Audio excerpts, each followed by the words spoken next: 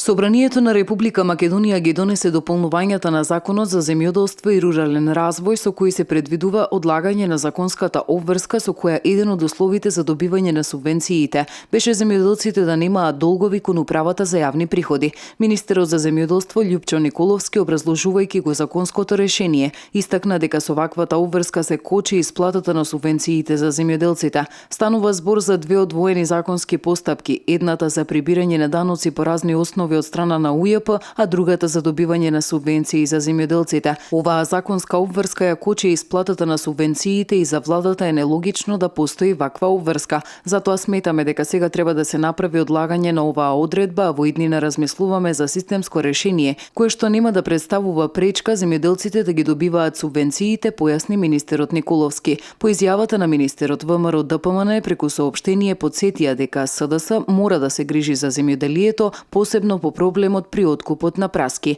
Откупната цена на праските во Македонија е на ниско ниво од околу 20 денари. Цената на праската лани беше 35 денари, а истата достигаше и до 50 денари за прва класа. Додека Министерството за земјоделство беше раководено од коалицијата предводена од ВМРО ДПМН, во 2016 година за разликата од производната до продажната цена на некои земјоделски култури се исплаќаа надоместоци кои ги покриваат трошоците од временските непогоди кои им штетеа на производите. Земјоделците поради важноста на оваа гранка секогаш беа приоритет на владите на ВМРО ДПМН и секогаш сме имале слух и сме го решавале проблемот правовремено. СДС не смее да ги игнорира реалните проблеми на земјоделците. СДС ја води владата и мора да почне да работи. Земјоделците очекуваат новата влада на СДС да ги реши проблемите со кои се соочуваат земјоделците. Граѓаните од СДС ги очекуваат најавените проекти и мерки, а не само најави за укинување, блокирање и уривање. Се вели меѓу другото во соопштението од страна на ВМРО ДПМН, на што пак преку соопштение се огласија и од владеачката партија.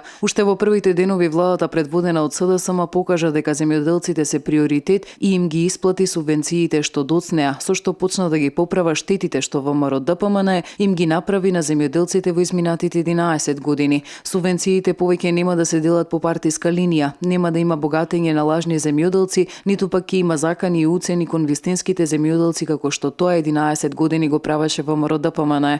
Новата влада предводена од СДСМ ќе работи на зголемување на животниот стандард на земјоделците како и на сите останати граѓани, а тоа ќе значи дека трудот што го вложуваат земјоделците ќе биде ценет и вреднуван, а ќе има и дополнителни државни бенефиции кои ќе значат подобрување на статусот и условите за работа на земјоделците, се вели во соопштението на СДСМ.